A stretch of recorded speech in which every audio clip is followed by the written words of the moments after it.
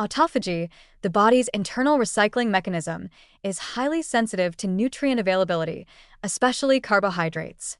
When carbohydrate intake is high, particularly from refined or high glycemic sources, the cellular signals that suppress autophagy become dominant.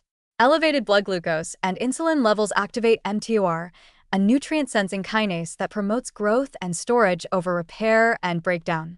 At the same time, high carbohydrate availability suppresses AMPK, the energy-sensing enzyme that would normally signal a need for resource conservation and intracellular cleanup.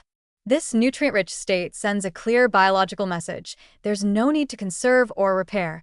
We have enough fuel, so keep growing.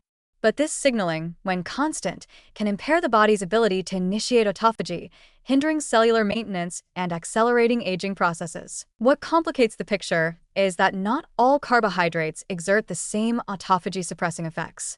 The glycemic index, GI, and glycemic load, GL, of a carbohydrate source play a major role in determining how insulin and glucose respond.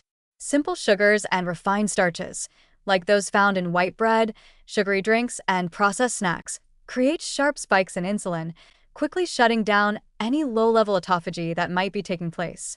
In contrast, complex carbohydrates with fiber, such as lentils, vegetables, or oats, are absorbed more slowly and generate a gentler hormonal response. These foods may still nudge the body out of an autophagic state, but the effect is weaker and more transient. The threshold at which carbohydrate intake meaningfully suppresses autophagy seems to correlate more closely with insulin dynamics and metabolic context than with absolute carbohydrate grams alone. In healthy individuals with good insulin sensitivity, moderate carbohydrate intake, especially from whole food sources, may not significantly blunt autophagy, particularly if meal timing includes long overnight fasts or physical activity helps deplete glycogen stores. But in people with insulin resistance, metabolic syndrome, or chronically elevated insulin levels, even modest carbohydrate intake can be enough to block autophagic signals for much of the day. In these individuals, the threshold is lower. Their baseline is already one of nutrient excess, and so the body's appetite for self-cleaning is diminished. Thus, determining the carbohydrate cutoff for autophagy activation isn't a one-size-fits-all equation.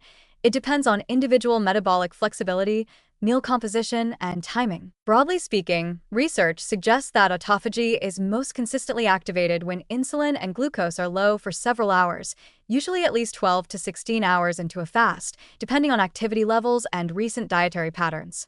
This would imply that keeping carbohydrate intake below a certain threshold during the eating window, such that postprandial insulin stays relatively low, can help maintain this metabolic environment for longer. Diets in the range of 10 to 20% of total calories from carbohydrates, often referred to as low-carb or ketogenic, appear to support autophagy most robustly, especially when combined with time-restricted eating or exercise. These diets deplete liver glycogen and prevent the insulin spikes that normally shut down autophagic pathways. In contrast, high-carb diets, especially above 50 to 60% of daily calories from refined carbohydrates, tend to keep insulin elevated throughout the day, making it difficult for cells to ever enter a fasting or cleanup mode. Interestingly, it's not only about inhibition. Carbohydrate overload may actually increase cellular stress without allowing for the compensatory cleanup response of autophagy. This creates a harmful mismatch. Cells accumulate damaged proteins, glycation end products, and mitochondrial wear and tear, but lack the opportunity to eliminate them. Over time, this contributes to the buildup of cellular junk and a decline in metabolic health, driving age-related diseases such as type 2 diabetes, cardiovascular disease, and neurodegeneration. In this way, high-carb diets not only suppress autophagy but may increase the need for it, without giving the body a chance to catch up. There's also a diurnal component to this threshold. Eating high-carbohydrate meals late at night, when insulin sensitivity is lowest and melatonin levels rise, seems to disrupt metabolic rhythms more strongly and suppress overnight autophagy. This suggests that even if someone consumes a moderate amount of carbohydrates, when they consume them, particularly earlier in the day, could influence whether autophagy is preserved during fasting hours. In conclusion, the suppression of autophagy by carbohydrates is real but context-dependent. For metabolically healthy individuals eating whole, fiber-rich carbs in moderate amounts, autophagy may still function well, particularly if combined with intermittent fasting or exercise. But in high-carb, high-frequency eating patterns typical of many Western diets, autophagy is likely blunted throughout most of the day. While there's no universal gram-based cutoff, staying below 100 to 130 grams of carbs per day and choosing low GI sources appears to preserve metabolic flexibility and allow for meaningful autophagic activation, especially when paired with fasting intervals.